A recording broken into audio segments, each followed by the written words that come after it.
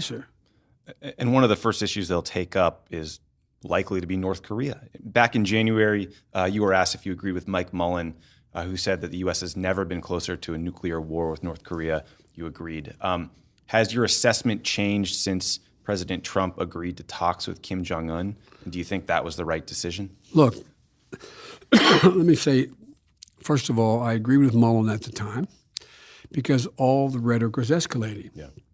And what Admiral Mullen, who you worked with as well, and you know how highly regarded he is across the spectrum, and is about as apolitical as you possibly get, Admiral Mullen and I were worried it turned out by the same thing. My dad used to have an expression, the only war that's worse than one that's intended is one that's unintended. The escalatory language with a guy who is, as our former boss would say, banging a spoon on a high chair for attention, who is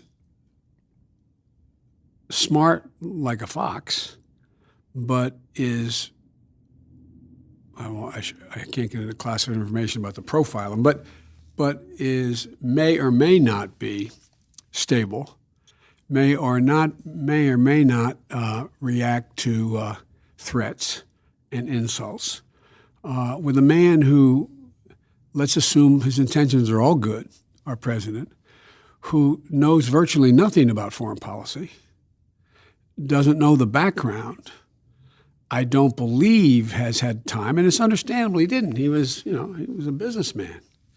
But I wish he'd listen more to people around him, and to not fully understand that without South Korea, without Japan, and without some modus vivendi with China and some modus vivendi with Russia, this going alone route could be disastrous in a misunderstanding.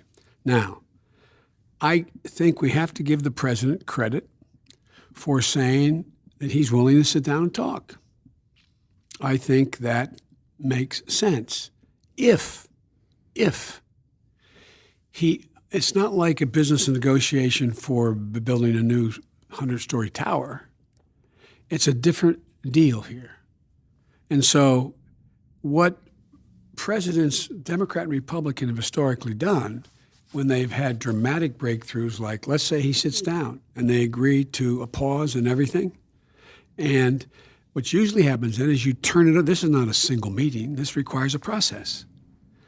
And so you turn it over to the most informed and the best minds in your government to figure out how do you work out what would be the elements of an agreement. So my question, and I don't expect to answer it, and he shouldn't have to, is what is his end game? Yeah. What does he think constitutes a good agreement?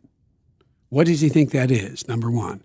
Number two, is he going to be able to, and does he have the right people to coordinate and work with the Japanese, the South Koreans, our friends, so that we don't end up as being the odd man out in trying to do something with North Korea? And thirdly, I think it's really important that we understand that, and I hope he understands that this is a process.